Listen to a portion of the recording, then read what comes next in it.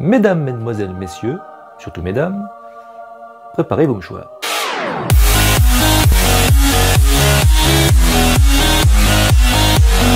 Réalisé par Joel Zucker en 1990 et totalisant 505,7 millions de dollars de recettes pour un budget de 22 millions, le film Ghost fut le plus grand succès cinématographique de cette décennie. Au casting, nous avons un trio de tête avec Patrick Swayze, paix à son âme, Demi Moore et Whoopi Goldberg. S'il fut un grand succès au box-office, il ne fut pas pour autant épargné par les critiques mitigées. Quand une partie l'encense et l'autre partie le traite de niais ou de romance en carton, qu'en est-il 30 ans après? Je vous résume rapidement et je vous donne mon avis après. Nous sommes donc à New York et nous suivons le couple Sam et Molly, interprétés par Patrick Swayze et Demi Moore, qui s'aiment énormément. Une nuit, alors qu'ils marchent dans une ruelle, le couple est agressé et Sam se fait tuer. À sa grande surprise, il devient alors un fantôme. Il est invisible aux yeux de ceux qui l'entourent et incapable de sentir les objets qu'il touche ou de se faire entendre. Il réussira pour autant à communiquer avec une voyante hystérique, Whoopi Goldberg, et tentera, par son intermédiaire, d'entrer en contact avec sa femme pour découvrir qui a voulu le tuer. Parce que oui, autant c'est un film romantique et fantastique, mais c'est aussi un film centré sur le drame, pimenté par de l'humour justement dosé. Imaginez-vous à sa place. Vous êtes assassiné et bloqué dans le monde des vivants, avec pour seul interprète une voyante complètement barge. Julio, oui. Je sens sa vibration. Ensuite, mettez-vous du point de vue de la voyante, qui n'a de base aucun pouvoir, et qui d'un coup entend une voix lui parler.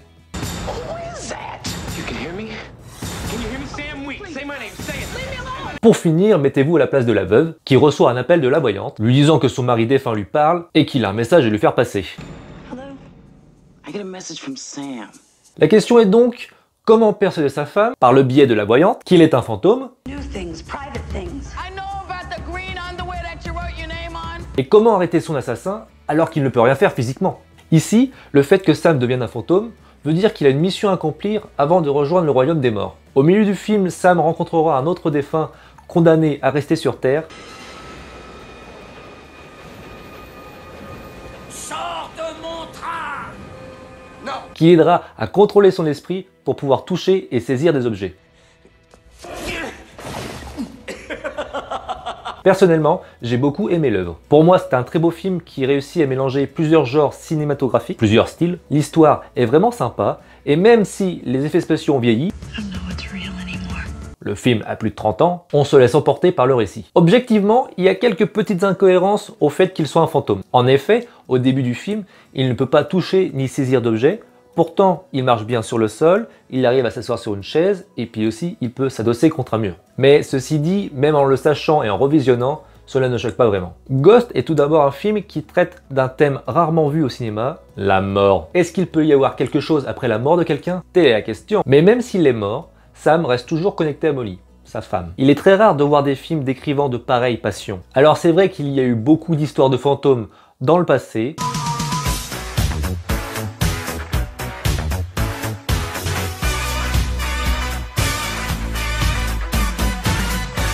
mais ici, le scénariste de Ghost a vraiment compris ce thème. Nous avons une histoire de fantôme, vue du point de vue d'un fantôme. On s'imagine très vite à la place du héros, qui meurt sans rien ressentir, et voit son corps sans vie à côté de lui. Se retrouver coincé sur Terre, assistant à son propre enterrement, voyant tous nos êtres aimés pleurer notre mort, ne pouvant ni communiquer avec eux, ni être vus. Plutôt badant. En parlant de choses qui font peur, il y a également ces scènes où l'on voit ceux qui ont commis des atrocités de leur vivant être entraîné dans un endroit qui s'apparente à l'enfer.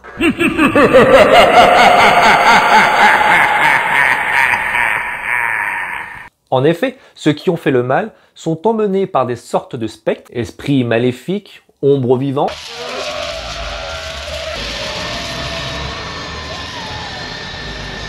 poussant des cris à vous en faire des cauchemars. Le son est en fait des cris de bébés qui ont été passés au ralenti et à l'envers. Comme quoi les réalisateurs ne sont jamais à court d'idées. Au final, Ghost, malgré son thème déchirant, est un film romantique à voir absolument. Que ce soit les répliques ou les scènes cultes, comme la célèbre scène sensuelle décrite comme, je cite, la scène la plus sexy jamais jouée au cinéma par Patrick Swayze. C'est une scène au début du film où Molly fait de la poterie et est rejoint par Sam sous la musique Unchained Melody. En plus, le fait que Patrick Swayze soit décédé depuis quelques années permet au film d'avoir encore plus d'impact sur nous. Qu'on soit fan de l'acteur ou pas, il est très difficile de revoir ce film. Quand tu vois la dernière scène du film, t'as l'impression que c'est un testament et que l'acteur te dit vraiment adieu. Ah c'est bon, j'ai envie de chialer maintenant. Je sais. Voilà, un film qui peut avoir l'air simplet et sans surprise, mais qui fait quand même bien le travail. Je vous rappelle le budget de 22 millions pour une recette de 505 millions. On en est quand même là. Je vous encourage donc fortement à aller le regarder. Et n'oubliez pas de mettre votre petite note dans le sondage juste en dessous. Quant à moi, je vais m'inscrire dans un club de poterie, parce que ça a l'air pas mal quand même.